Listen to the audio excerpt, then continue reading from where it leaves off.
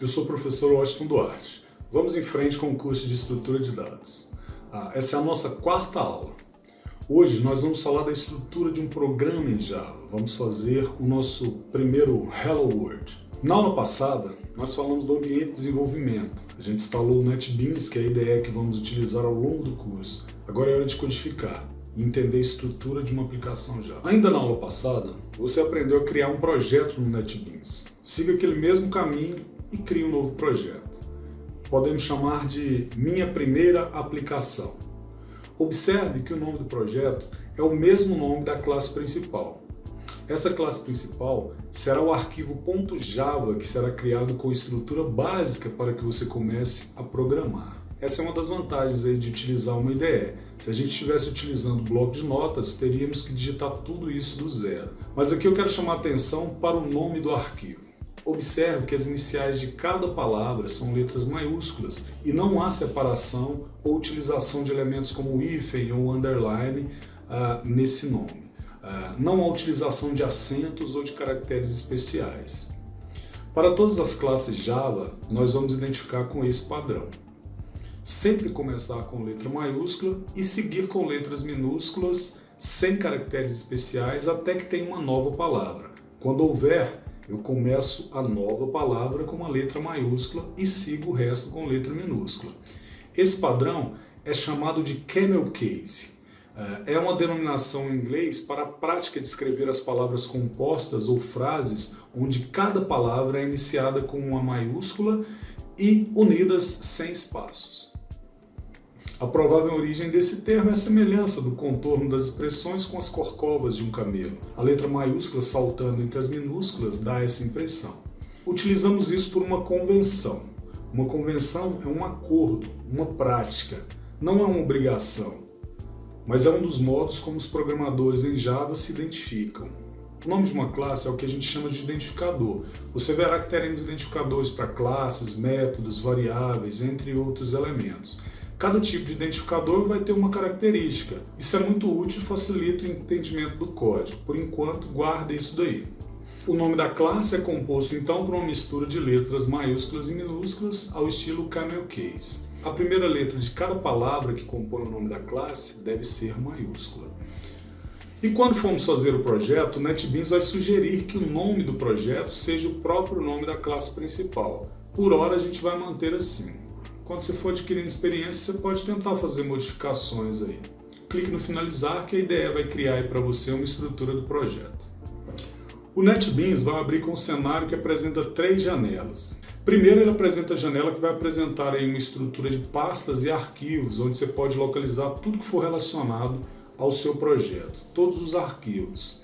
À direita você vai ver a janela de código-fonte. É a janela onde se apresenta o editor de texto para que você faça a digitação do código e é nela que já aparece a estrutura inicial da aplicação. Voltando para a esquerda, logo abaixo, é onde se observa a janela do navegador. Nessa janela você vai poder observar os métodos, variáveis e componentes que você vai inserindo no seu código. À medida em que a gente for construindo, você vai observar isso melhor. As janelas são flutuantes. Basta você clicar na barra de título e arrastar para posicionar onde você preferir. Se você quiser fechar, clique no X, padrão Windows. E depois de fechar, para reabrir, basta ir no menu Janela e abrir novamente. Vamos ao código. Observe que da linha 1 até a linha 5 o texto está cinza e entre barras e asteriscos.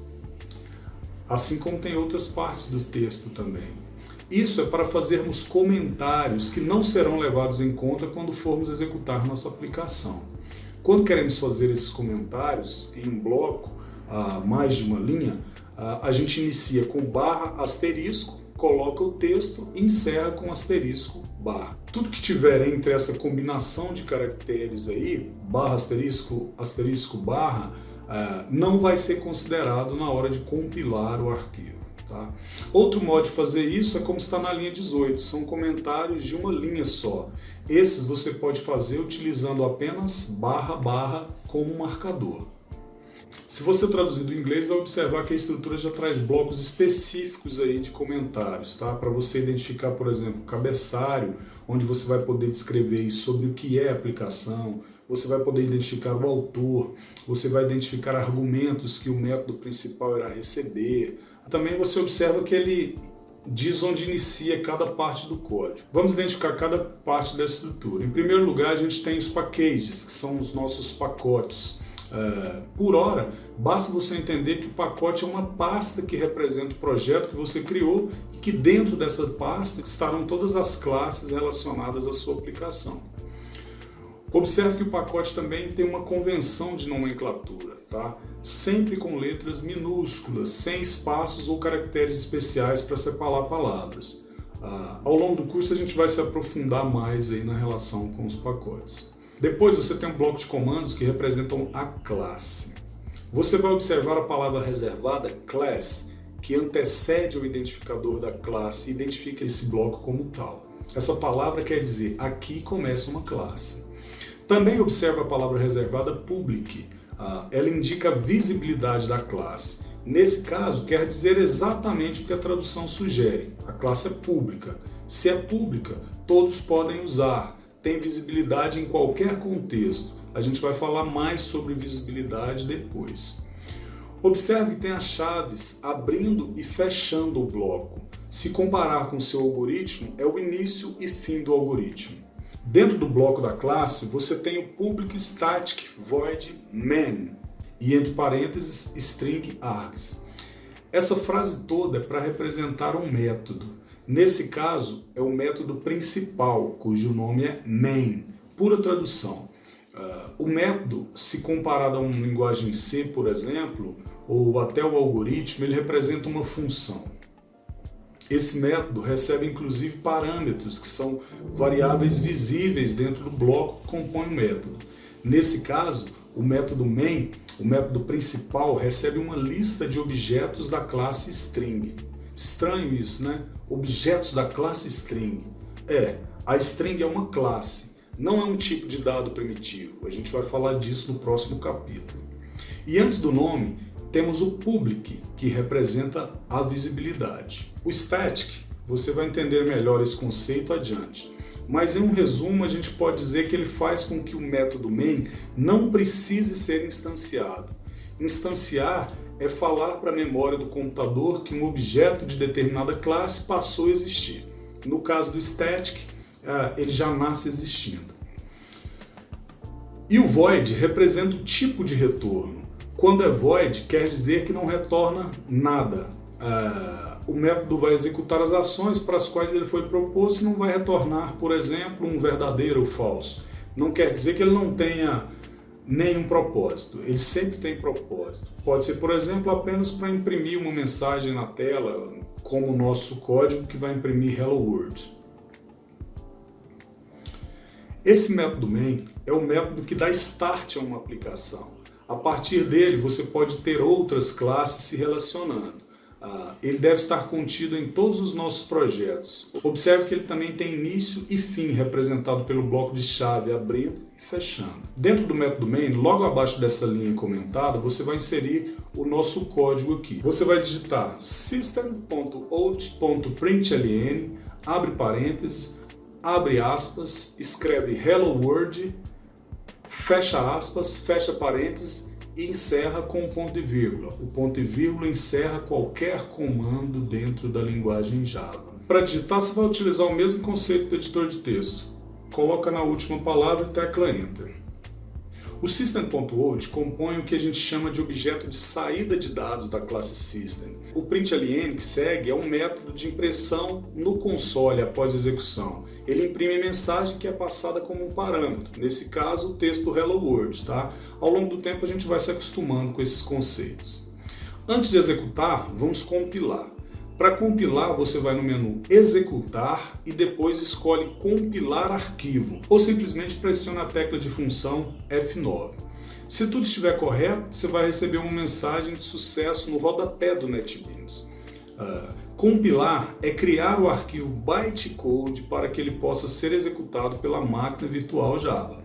O bytecode é um arquivo .class. O arquivo .class não vai aparecer na sua janela de projetos, mas se você for no Windows Explorer, na pasta onde você está salvando o seu projeto, depois na pasta Build, e em seguida classes, você vai encontrar uma pasta com o nome do pacote do seu projeto e dentro dela a classe que foi construída. Para executar, nós vamos no menu Executar e clicar em Executar Arquivo ou pressionar as teclas Shift mais F6. Agora aparece para você uma janela com a saída. Esse é o nosso console. Observe o Hello World, como pedimos para ser impresso na linha do System.out. Pronto, essa é a nossa primeira aplicação. Vamos fazer agora imprimir a mensagem em uma tela gráfica ao invés de imprimir no console. Para isso a gente vai utilizar uma classe que já está disponível na biblioteca do Java. A gente vai utilizar o JOptionPane. O código é o seguinte: joptionpane.showMessageDialog, abre parênteses, a palavra null, vírgula, e o texto literal que a gente quer que imprima, Hello World. Tá? Esses são os parâmetros que a gente vai passar. Substitua a linha 19, coloca esse texto aí no lugar do System.out. Observe que a gente está usando a classe do pacote JOptionPane e o método showMessageDialog. Esse método é para mostrar uma mensagem de diálogo. Para que ele mostre, é preciso a gente passar esses dois parâmetros aí como argumentos. São os parâmetros que estão separados por vírgula, como se faz em todo o método Java que tem múltiplos argumentos. Tá? O primeiro deles aí é o Parent Component. Ele indica que é o componente pai da janela de diálogo. Como a gente não criou nenhuma janela antes com essa natureza, a gente vai deixar esse parâmetro aí como null.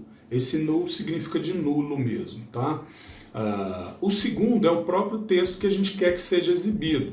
Então a gente vai colocar entre aspas aí esse texto porque ele tem que ser literal mesmo. Antes de compilar e executar, a gente deve importar a classe JOptionPane, tá? Para dentro da aplicação. Você vai fazer isso na parte do código logo abaixo a linha que define o pacote, lá no início. Import javax.swing.joptionPane. A classe Java JOptionPane ela oferece caixas de diálogos pré-definidas que permitem as aplicações exibirem mensagens aí para os usuários. As classes pré-definidas da linguagem Java são agrupadas em categorias de classe. Elas são pacotes como os que a gente mencionou lá no nosso projeto, tá? Elas são conhecidas como bibliotecas de classe Java ou interface de programação de aplicativos Java, a Java API. O nome dos pacotes da biblioteca Java começa com Java quando eles representam o núcleo da linguagem ou Javax quando eles representam extensões a esse núcleo. A instrução import ela é utilizada para identificar e carregar classes utilizadas como programas Java. As classes importadas pertencem a pacotes do núcleo, extensões oficiais ou extensões fornecidas por terceiro.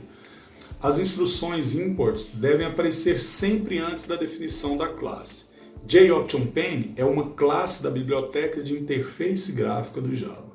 Para todas as classes da biblioteca que você for utilizar, você deve importar dessa forma. Mas professor, por que a gente não fez isso para a classe System? Ela não é uma classe que usamos de uma determinada biblioteca? Sim, a classe System que a gente utilizou está dentro de um pacote de bibliotecas que a gente chama de JavaLang. Bibliotecas são esses recursos que a gente pode utilizar como repositório de função que já foram pensadas anteriormente e executadas, né? Todas as classes do pacote JavaLang são implicitamente importadas quando você cria um novo projeto. O pacote JavaLang contém classes de recursos básicos da linguagem que são necessários para qualquer aplicação Java. Por exemplo, o System serve para essa interação através de apresentação de dados aí, né? Tem classes de funções matemáticas, por exemplo, e por aí vai. Ao longo do curso a gente vai ver algumas delas. Então, tudo digitado, é hora de testar. Compile e execute. Veja que a janela se posiciona no centro com a mensagem digitada Hello World.